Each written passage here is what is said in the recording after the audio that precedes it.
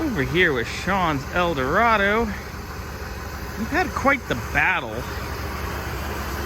with getting belts that fit right.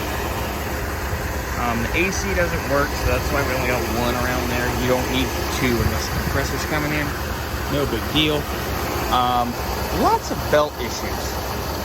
Mainly inconsistencies in size and fitment from various vendors. So, Dayco Top Cogs all the way again. But she's up and running again. And we had quite a battle actually. We were gonna delete the smog pump and had a little issue with a company called Cadillac High Performace that makes smog pump delete kits with the pulleys and all that stuff.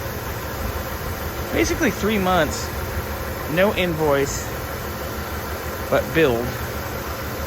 No email, no nothing. Arguing with them. Basically, don't ever buy from them. They are criminal. Look up everything online and see. But the Eldo is ready to ride.